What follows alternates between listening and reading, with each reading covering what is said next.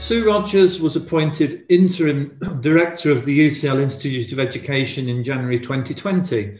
And prior to this, Sue served as Pro-Director for Academic Development and was responsible for the day-to-day management of the IOE's heads of department. I know this personally because I was a head of department at the time. And she was brilliant on the strategic development of academic activities, staff development, wellbeing, and actually, I think for me, one of Sue's most important contributions is around equalities and diversity. Sue first joined the IOE in 2006, and during her time has been head of 2 departments. She was incredibly well qualified to take on the director role. But much to our delight, Sue is an early childhood development and primary education specialist in her research, and her research interests very much aligned with ours: pedagogy, curriculum in early childhood, the role of play in early learning, and professional learning in the early childhood workforce, including approaches to evidence-informed practice. So Sue, over to you. Thank you, Dom. Thank you for that wonderful introduction. And I have to say, I'm feeling really inspired having heard Lady Helen, Hamlyn and Dame Alison speak. And I think there's so much overlap in the things that we've said and that I'm going to say. So if I could have my slides up, that would be great. I don't have many slides, but I'm going to dwell on them perhaps a little longer, and even the title slide, in fact, when we can see it. So I guess I'm delighted to be here in all the ways that Dom describes. First, the centre is within the IOE, so I'm very proud of this centre and the work that it's doing, but also because of my background in probably 25 or 30 years, terrifyingly, looking at children's play. And I think what I'm going to try and do today is to stimulate some discussion for the rest of the day. And it's great to see that there is a session on play and strategies for supporting play, because as I'll try to demonstrate, I think this is a very good time to revisit some of the importance of play, because I feel that play is under pressure again because of what we've come through in the last 18 months globally, and we have certainly in the UK this concept of lost learning. So I'm going to try and unpack a little bit of that by reflecting back over some of the debates in play, and I hope that will stimulate some discussion. So I'm going to start by looking at this photograph, and I want listeners to just have a look at that picture. And I've used it a lot over the years, actually, and I think these children are probably now teenagers, if not older. And it's one of my favourite pictures from the work that I've done in a number of projects on play and pedagogy. And I've used this picture to stimulate discussion around what we think about play, what we bring to play, as teachers, parents, researchers, and educators of all kinds. And I guess the kinds of responses I've had over the years have varied. Some want to know what the teacher is doing. The teacher is sitting there looking down and writing. Others want to ask why the boy is shouting and screaming. It's a very active picture, isn't it? Others have said, but there are trip hazards and it looks very messy and I'd be worried about risk. And others have celebrated the joy and the activity in the picture. There's a lot going on. Now, in this particular photo, and I was there observing as well, the teacher is actually doing some observations of play and has made time for that in the afternoon to be with her group of reception and year 1 children in a UK primary school. And the children have a great deal of choice and agency over what they play and who they play with. And the teacher is there to facilitate if needed, but to observe and listen in to children's play and then take that knowledge to build on in the future. And what's happening in this picture is that there's a fire in the children's role play. And the boy is running to get help and he's calling out to the fire brigade to come and help. I think there's a cat in there somewhere that needs rescuing as well. Now, why I'm sharing this with you today is because we don't yet know what the impact of the pandemic and other crises that we're facing today, such as climate change, will have on children's play. But there's a lot of really good work going on at the moment to try and capture some of that. We have a play observatory, a big project at the IOE, which is looking at precisely that, and some work in the Helen Hamlyn Centre as well. And so I hope that we'll begin to understand that impact as time goes on. And we may begin to see the themes and the anxieties, perhaps, and concerns that children have about the pandemic coming through in their play. And I think we should be really mindful and alive to that. Next slide, please. So I'm going to now just take us through some key issues that I've certainly thought about and worked with educators on and other researchers in what we call the play debate. And what I would say is I'd like you to think about where are we now, and maybe take that question forward with you. Where are we now with this debate? From whatever perspective you come from, and I'm aware we have a very global international audience, so some of these questions may provoke very different responses depending on your particular context. Because one thing we know for sure is that play is subject to the cultural, environmental, and political contexts. At the moment, I would say that play is being masked again by some of the debates around lost learning and the inevitable focus on children's literacy and numeracy because they've been in and out of school during the various lockdowns that we've all been through.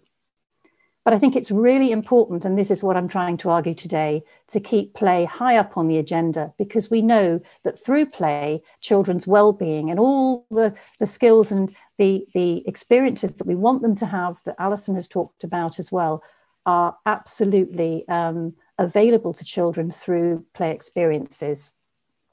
We've talked a lot about what play might be and what it's for, and why play, why is it important? I don't think we should get stuck on this idea of having to justify play. Why is it important? We know it's important. There is good research now to show that. And we know instinctively too, we know play when we see it. We know when it's play and when it's not play. What we should be doing now is thinking about how we can really facilitate opportunities for play for all children, whatever their circumstances, in the community and in early childhood settings and primary schools. We've debated a lot about the role of the adult, to intervene or not to intervene. And again, we have a workshop this afternoon about how we can support play and facilitate play. And that's a really important strand, which I've also looked at with educators in relation to professional learning. And we've already, in our questions, identified that cultural identity is really important in how we value play, how play is situated within a particular context. Whose play are we talking about? We bring a very Western and white lens to a lot of our play research, but there are multiple perspectives on play.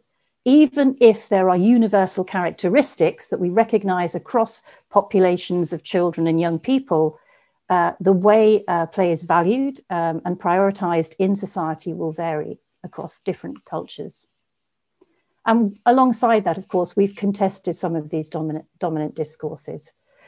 Now, I think the spaces and places for play issue is really important at the moment, as we've seen children who've had more or less access to the outdoors. But the outdoors has become a really important space during the last 18 months.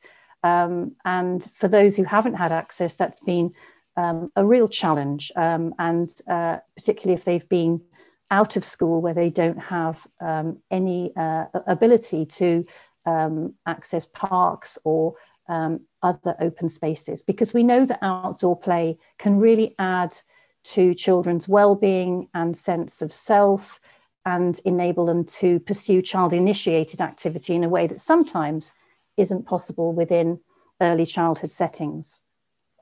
And a re-engagement with nature. We've seen that a lot, but I would put a cautionary note on that, because again, there is a danger that we idealize play in relation to the natural world, and not all children will have that experience. And we know that outdoor natural spaces are not accessed as widely with some of our communities as others. And again, we need to do something about that. So I just want to move in finally on this slide to thinking about the educational setting and the way in which we have, I think, as Alison has hinted, increasingly managed and surveyed children and perhaps risk in allowing them to have too much agency, to have too much freedom and control over the curriculum. And that's led us to have to justify play pedagogy and to be accountable. And I'm very concerned that as we worry about lost learning, we lose sight of the value of play because play is notoriously difficult to measure and evaluate. But we are able to say when we think play is valuable to children as experienced professionals. So I would put out a plea that we really hang on to the importance of play during this time in the coming months and years. I think professional learning for early years educators is going to be key to this. And certainly in my own projects, it's been wonderful to work with early years educators to really think through how we can support children's play without taking it over and allowing them to become creative and critical thinkers in the process, which of course is also bound up with agency. So I hope you'll be able to think about play in this time of pandemic. And I would say that lost learning might be better thought of as lost opportunities. Have there been opportunities that children have missed out on that we can perhaps recreate for them in our settings? Next slide, please. So what might a pedagogy of play in the time of pandemic look like? Well, probably we just need to be more vocal and do more of what we're doing. And I see some excellent practice, as Dominic has said, when I've been out in schools and early childhood centres. We really do need to give children opportunities to choose and exercise that agency, simply because we need children to develop into resilient, confident citizens who can make decisions. And that's going to be even more critical as we see our young people increasingly engage with the problems of the world, and sometimes feeling burdened by that, given that we have a rise in activism in young children and teenagers around climate change. There are some huge challenges, and we need to allow our children to develop those skills and that confidence. And play is one way that can really fly. We need to look at our physical spaces and look at ways that we can extend that further, and interrupted time to play. We interrupt children's play a lot. We need them to reconnect with each other socially, emotionally, to revisit and rebuild those things that they learnt, that they haven't lost, but maybe need to be reminded of, just as we all do if we go on holiday. We need to perhaps remember what we did before we went, and recreate ideas with adults and children. We must show children we're interested in their play and co-construct with them, support them and consult and observe them, and then feed back to them. And we can plan for possibilities and encourage them to make and create, imagine and problem solve. We must do this because we have challenges ahead, and this generation, more than ever, I think, need these experiences. I think my final slide now, thank you. I hope I'm okay for time, just a few more minutes. Thank you. So just a few things to leave you with and perhaps to stimulate some thinking later today. How are we going to justify play if the focus is going to be on lost learning? The importance of evidence. I want to explain what I mean by evidence. This is, of course, research evidence, and there is plenty of evidence out there, but it's also the evidence that practitioners bring their knowledge and understanding of children in the context of play. And the picture there is an example from a project I did fairly recently, where that evidence was combined with what we know about children's play. So evidence, I would want you to think about what we mean by that. Understanding how children, their play changes as they get older. There is progression and change, and we need to support that as we empower them to become more agentic. And be knowledgeable others and advocates for play. They need us to advocate for them, particularly at the moment as we face so many challenges. There's a lot at stake here. I think if we don't support play moving forward, there is a risk that the intergenerational gap is going to widen, and we continue to burden children with problems that they view are not of their making, but they are left to resolve. Thank you. Well, thank you, Sue. Amazing to hear that. One of the things that really I felt, very moved by actually is your observations about post-pandemic or recovery, and I don't think as a society we fully understand this tension between there's evidence that some groups of children have suffered more than others. At the same time, we've got to protect against deficit views of children.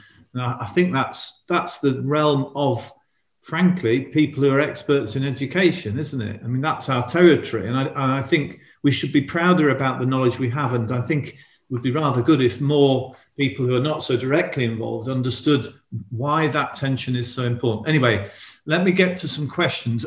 We have had quite a few about teacher training, actually, in relation to children and agency and so on. So we've picked one out by James Crabb, who says, how can techniques to engender children's agency be brought into the PGCE and QTS curriculum for teaching the teachers of tomorrow? Well, it's a really interesting question, isn't it? Because play doesn't feature very strongly in that. I get wheeled out occasionally to do a lecture for ITE students, and I'm always delighted to do that. But unfortunately, I think the culture we're in at the moment, the political context in the UK certainly, is one that is becoming even more prescriptive in terms of what we can offer to our IT students. Now, at the IOE, we really try to give the broadest experience and a research-informed approach. That would include playful learning, creativity, agency, all of that. But it's not enough in my view. And I think there is a danger as we move forward that there are fewer opportunities for that. But what I would say is that all of us can, in roles such as myself, find ways to inject creativity and ideas into our work with students. And I know that many of my tutors do that, even if it's not an explicit part of the curriculum. Of course, if it's early years, it's not so difficult, but I would argue this should run straight through primary training as well. I don't know if that answers it, but I think we really need to be vigilant about this moving forward. Yes, thank you, Sue. And I think for now, maybe, I'm sorry, we just have one more because I want to keep us on track. Julia Flutter had made the following comment. Creating creative, critical thinkers is important, but surely we also want sociable, collaborative, resilient and happy children. Is it the case that evidence that play has been nurtured successfully is demonstrated by children's well-being, health and vibrant curiosity? Yes, and I hope I didn't give the impression that critical thinking was the most important thing. And of course, play is multifaceted and enables children to engage in any number of ways and different ways depending on the child. So I'd absolutely support that. Julie, I'm just trying to call up your question so I haven't missed it, but absolutely. And I think there is evidence that it contributes to well-being, health, and I think we know that instinctively as well. And we shouldn't dismiss our kind of intuition on this. We know what feeds into children's well-being, and I think more than ever we need to support that and promote it. Yeah. So wonderful as ever. Thank you so much.